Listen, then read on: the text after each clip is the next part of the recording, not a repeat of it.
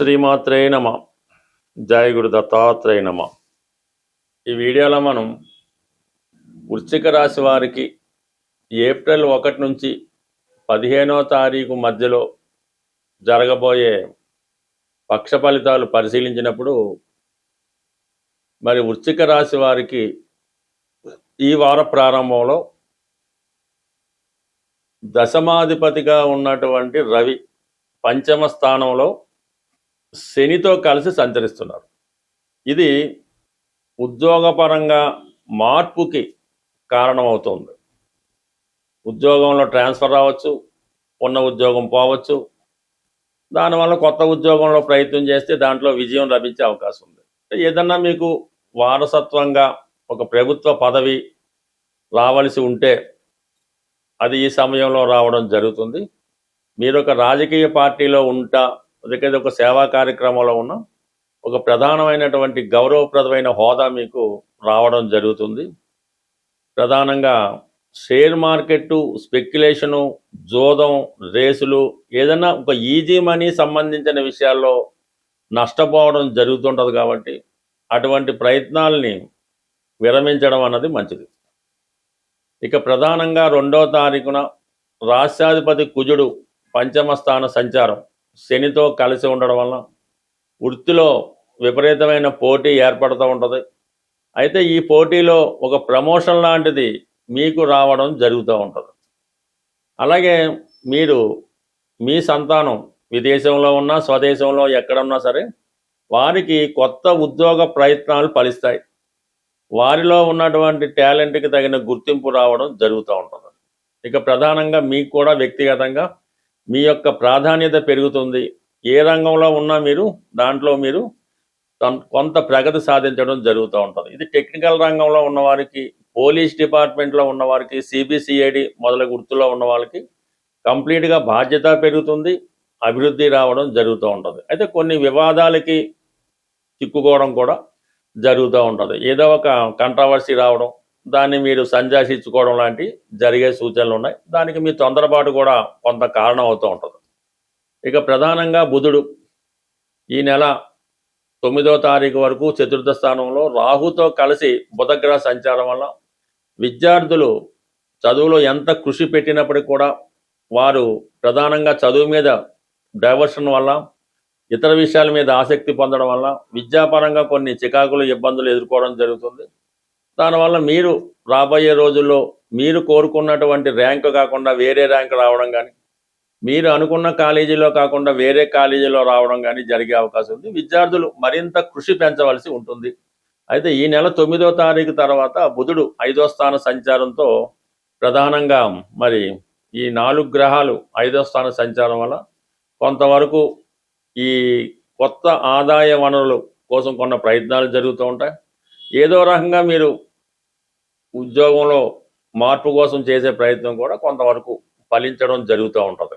అయితే ఈ సమయంలో మీకు ఈ బుధ గురువుల మధ్య పరివర్తన, అంటే 5, 8 స్థానాల మధ్య పరివర్తన ఏంటంటే ఏదో ఒక అపవాద నింద రావడం, అది చివరికి మీకు న్యూట్రల్ అయి మంచి అనుకూల పదవి రావడం జరుగుతూ ఉంటుంది. బట్ ఏదైనా కొంత వివాదాలు, కొంత ఇబ్బందులు తర్వాత మీరు కోరుకున్న స్థాయికి రావడం జరుగుతుంటుంది. కానీ కొన్ని విమర్శలు తప్పకుండా ఎదుర్కోవలసి ఉంటుంది. ప్రధానంగా శుక్రుడు ఈ పక్షమంతా 6వ స్థాన సంచారం వల్ల, సప్తమాధిపతి 6వ స్థాన సంచారం వల్ల స్త్రీలతో విరోధాలు వస్తాయి.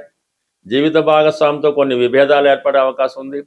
అలాగే చాలా వరకు మీరు చేసే రుణ ప్రయత్నాలు ఫలించే అవకాశం ఉంది.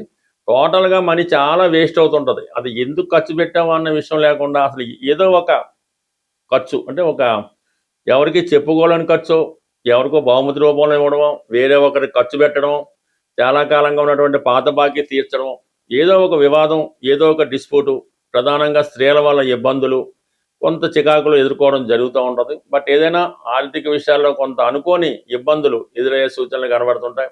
అలాగే దగ్గర బంధువులతో విరోధాలు తప్పనిసరిగా రావడం, కొంత నిందలు లాంటివి రావడం కూడా జరుగుతూ ఉంటుంది. బట్ ఏదైనా ఈ వృశ్చిక రాశి వారికి చాలా వరకు ఈ వారంలో మీరు ప్రధానంగా ఉద్యోగపరంగా ఉన్నటువంటి ఉద్యోగాన్ని జాగ్రత్తగా మీరు చేసుకోవాలి తప్ప ఎటువంటి కొత్త ప్రయత్నాలు చేయకుండా ఉన్న ఉద్యోగాన్ని కంటిన్యూ చేసుకోవడం మంచిది.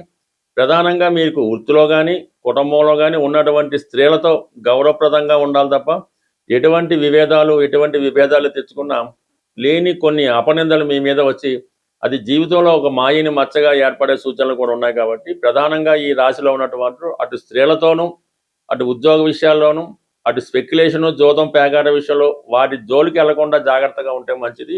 జ్యోతిష్య అభిమానులకు విజ్ఞప్తి, ఈ మార్చి నెల 29వ తారీఖున సుందరయ్య విజ్ఞాన కేంద్రం ఉదయం 9:30 నుంచి సాయంకాలం 5:30 వరకు జ్యోతిష్య మహాసభ నిర్వహించబడుతుంది.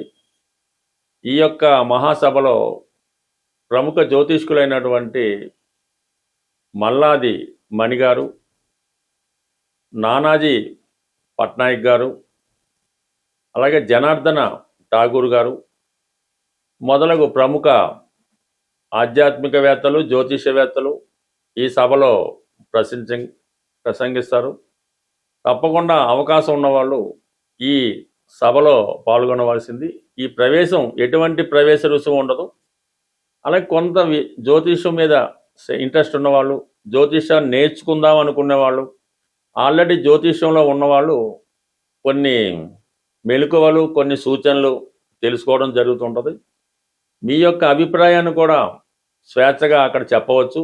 మీ యొక్క సందేహాలు ఏమైనా ఉంటే పెద్దల ద్వారా సందేహాలకు పరిష్కారం కూడా తెలుసుకునే అవకాశం ఉంది. తప్పకుండా మీరు ఈ మహాసభకి విచ్చేసి మా యొక్క ఆతిథ్యాన్ని స్వీకరిస్తారని ఆశిస్తూ, సాధారణంగా ఈ జ్యోతిష పరిహారాలు మనం ప్రతి వారం చెప్తూ ఉంటాం. ఈ వారం చెప్పే ఈ జ్యోతిష పరిహారం ఇంకా జీవితంలో అన్ని క్లోజ్, ఏమీ చేయలేకపోయాం, అన్ని దారులు మూసుకుపోయాయి, వేరే మార్గం ఏమీ లేదు. అటు ఆరోగ్యం ఇబ్బంది పడుతుంది, ఆర్థిక సమస్యలు ఇబ్బంది పడుతుంటాయి, కుటుంబ సభ్యులు కూడా చాలా వరకు పక్కన పెట్టి ఏ విధంగా సహకరించడం లేదు అనుకున్న వాళ్ళు, మరి ఒక గొప్ప రెమెడీ ఏంటంటే, మీరు ఏదైనా సముద్రం దగ్గరలో ఉంటే ఆ సముద్రంలో మీరు ఎంత వెయిట్ ఉన్నారో చూసి ఒక 60 కేజీలు ఉంటే అందులో 3వ భాగం ఒక 20 కేజీలు ఉప్పు, అంటే మామూలుగా సముద్రంలో తయారైన ఉప్పే, మరి ఏదైనా అమావాస్య రోజు ఆ సముద్రంలో ఈ ఉప్పుని కలపవలసి ఉంటుంది. అలాగే 3 సార్లు ఈ 3 అమావాస్యలకి చేయడం వల్ల మీరు ఎంత మానసిక సమస్యలతో ఉన్నా, లవ్ ఫెయిల్యూర్తో ఉన్నా, 100కి 100 పాళ్ళు అప్పుల్లో మునిగిపోయి ఉన్నా, అసలు ఇంకా వివాహ జీవితం పూర్తిగా నాశనం అయిపోయి ఉన్నా, కంప్లీట్గా మీ 3 వారాలు చేసిన తర్వాత ఆ సమస్య చాలా వరకు పరిష్కారం అవుతుంది. ఇది 100కి 100 పాళ్ళు ప్రూఫ్ అవడం జరిగింది. అయితే ఇది ప్రతి ఒక్కరూ చేస్తే మాత్రం కుదరదు. ఇంకా జీవితంలో ఇంకా వేరే దారి లేదు అనుకున్న వాళ్ళు మాత్రం ఈ పరిహారం చేయడం వల్ల 100% సక్సెస్ అవడం జరుగుతుంది. ఇక అలాగే ఇంకొక రెమెడీ ఏంటంటే, ప్రధానంగా ఏదైనా ఒక అమావాస్య రోజు ప్రారంభించడం కానీ, ఇది ఏం చేస్తారంటే, మీరు ఇంట్లో ఎక్కడున్నా సరే కొద్ది వేడిగా పడుకోవాల్సి ఉంటుంది. ఒక తలగాడ, ఇది ఒక సాప, ఒక దుప్పటి, అంతే వేడిగా పడుకోవాల్సి ఉంటుంది.